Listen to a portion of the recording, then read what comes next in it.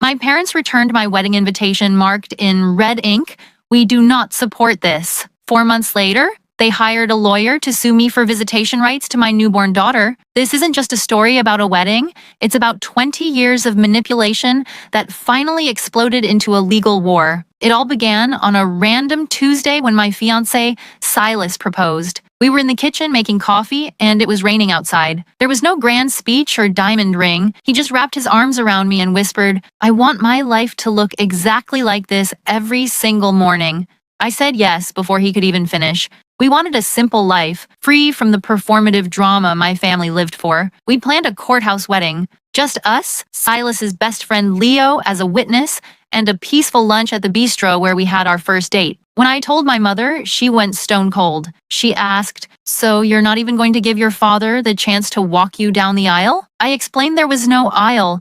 It was a government office. She reacted as if I had described a funeral. That evening, my father called. His voice held a level of venom I hadn't heard in years. He said, "Elena, your mother has been dreaming of your wedding since you were 6. If you go through with this courthouse stunt, you are telling us that we don't matter. And if we don't matter, then you are dead to us." I tried to argue that the wedding was about me, but he hung up. 2 weeks later, my wedding invitation arrived back in my mailbox. My mother had taken a thick red marker and scrawled across the front, "We do not support this." She had pressed down so hard that the ink bled through and tore the paper. I sat on the kitchen floor and sobbed while Silas held me. That was the day I realized my parents didn't love me. They only loved the control they had over me. We got married anyway. There was joy, but also a lingering silence. My parents live 40 minutes away, yet they didn't send a single text. When I found out I was pregnant, I tried to reach out. I sent ultrasound photos and handwritten letters telling them I missed them. Every single one was returned to me unopened, with "refused"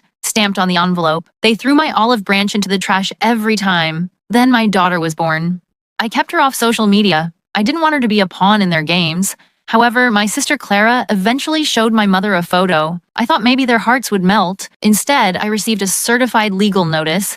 My parents were suing me for grandparent visitation rights. Their lawyer claimed I was an unstable mother, causing psychological harm by alienating the child from her family. In the courtroom, my mother cried crocodile tears, claiming I had banned them from meeting their granddaughter. Her lawyer argued grandparents have a legal right to a meaningful relationship. What they didn't realize was that I had kept that red ink invitation and every single refused letter. When my lawyer presented that invitation to the judge and showed the stack of unopened letters, a deathly silence fell over the room. The judge took off his glasses and looked at my mother. He asked, "Mrs. Miller, where was this grandparental bond when this girl was pregnant and reaching out to you? Where was your concern for family when you rejected her wedding invitation with red ink?" The case was dismissed within the month. Outside the courtroom, my father looked at me with familiar arrogance. He said, "You think you won? You've stolen our granddaughter. This isn't fair. We made sacrifices for you." I grabbed my bag and looked him in the face. "Fair? It wasn't fair when you rejected your daughter's happiness with a red pen. You don't want a granddaughter. You want to win a power struggle.